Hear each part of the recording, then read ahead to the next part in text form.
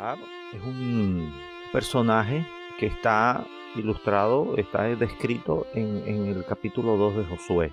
Va a ser un estudio maravilloso porque habla sobre la salvación y hemos titulado este estudio Escapa por tu vida. ¿Por qué lo hemos titulado así? Porque las circunstancias que le tocó vivir a Rahab fueron justamente un peligro inminente y ella tuvo que manejar toda la situación a su beneficio para escaparse de la muerte. Bien, este estudio va a ser de mucha bendición y va a ser muy útil para todas las personas porque creo que nos vamos a identificar con los personajes que aquí se describen.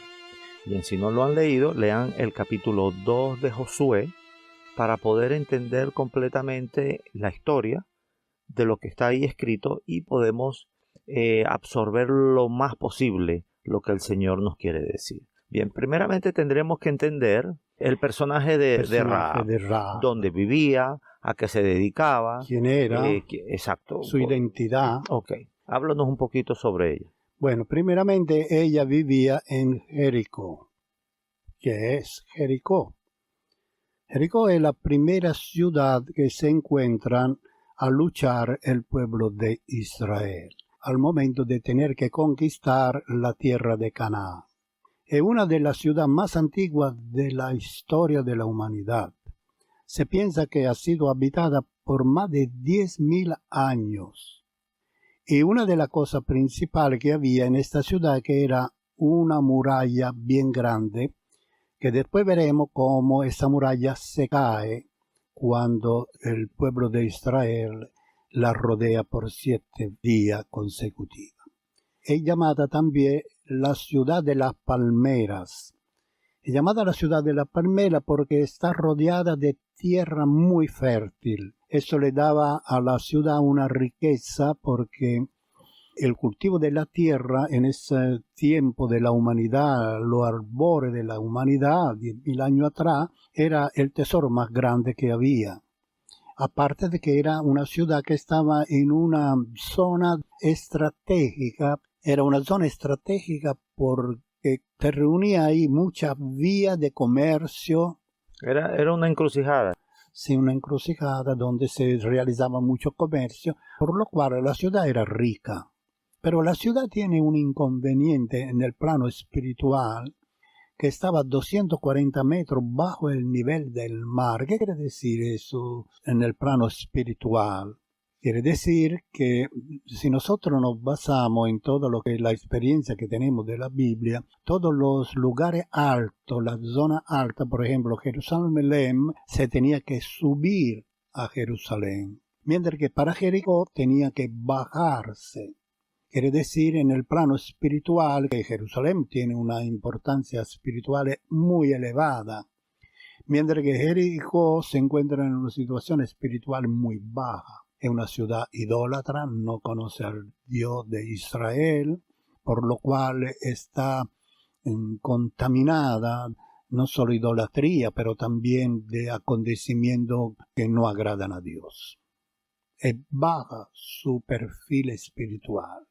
Bueno, Rahab es una ciudadana de esta nación, toda su cultura, todo su ser está influenciado de la ciudad natal. Pero ella tiene una gran peculiaridad, que vive en los muros de la ciudad.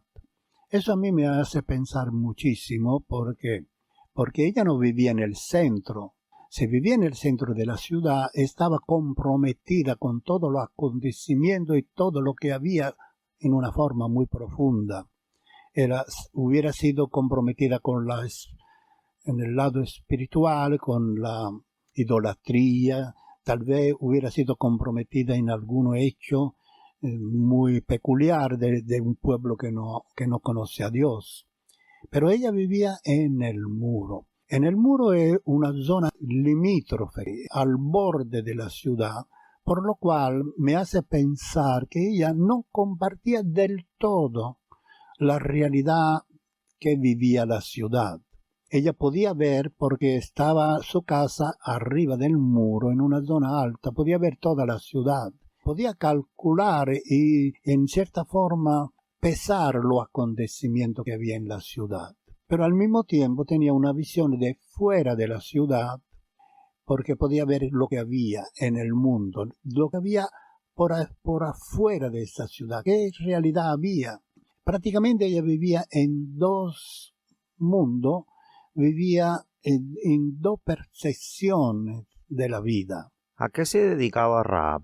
Bueno, Rahab, como lo dice la escritura, siempre está relacionado su nombre con la ramera. Siempre he notado con mucha peculiaridad que es llamada en la escritura Rahab la ramera.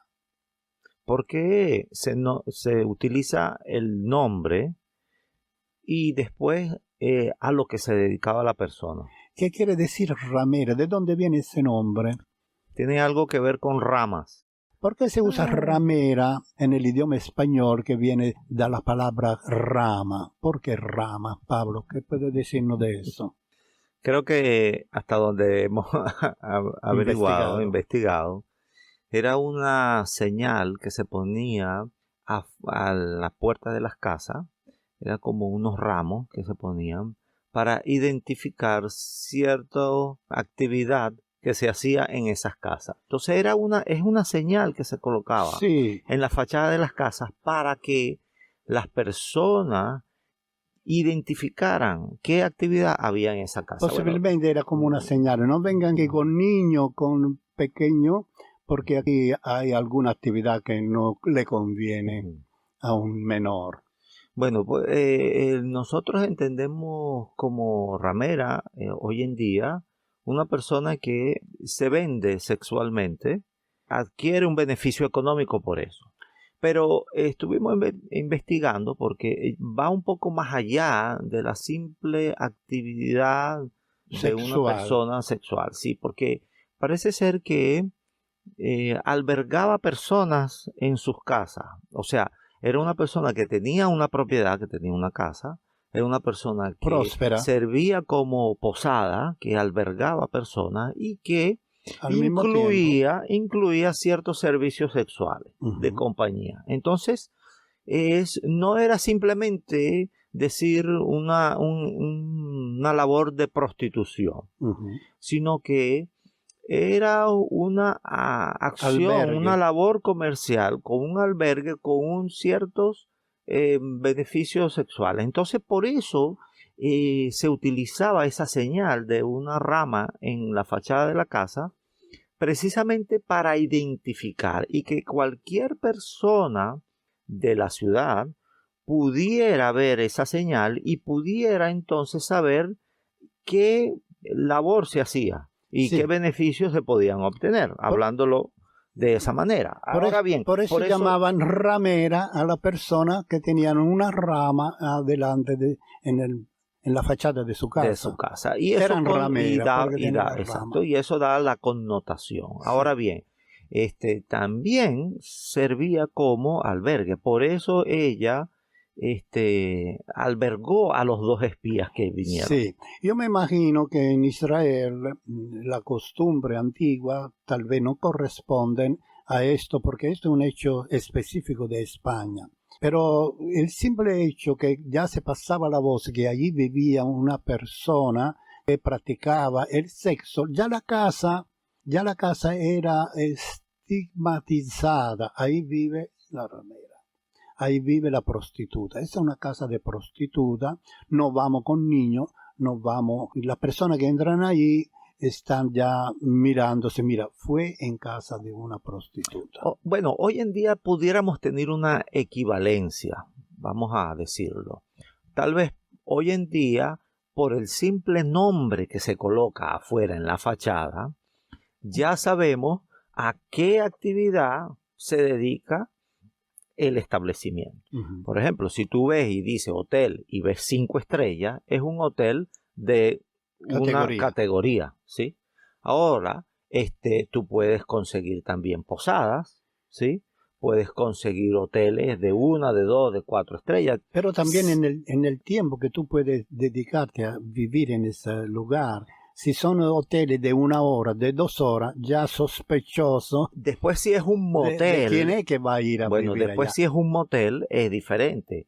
Pero Sí. incluso pudiéramos decir que hoy en día, si tú ves ciertos establecimientos predominantes con luces rojas, con ciertos nombres, tú puedes decir, Ya tú bueno, vas dónde va la cosa. ya es un exacto. Dios Entonces, sabe dónde va la cosa. no, bueno, entonces tú puedes decir, bueno, ya hoy en día no son ramas, pero hay otro tipo de señales. Entonces, no es simplemente que ella se dedicaba a la prostitución en una esquina, en una calle.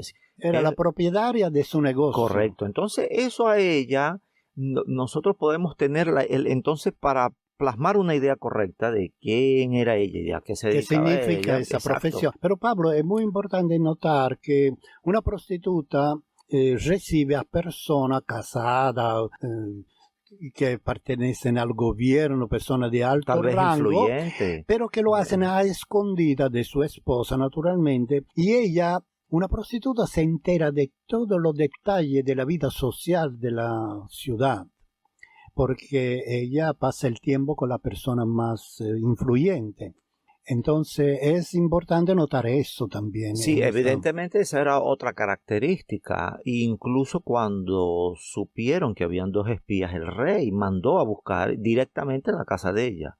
Ahora, eso también indica que ella era conocida en la ciudad, o sea que era una persona pública también en la ciudad. Por supuesto. Esa es otra característica que tenemos que darnos cuenta. Otra característica es que posiblemente ella tenía un estatus económico, o sea, era dueña de su propio negocio, tenía su propia casa. Sí, ella no vivía solamente haciendo esa profesión. No, albergaba, arriba de su casa ella metió a secar el lino. O sea, ella comercializaba con el lino, lo metía a secar, seguramente después seguía el proceso para al final realizar prenda de lino.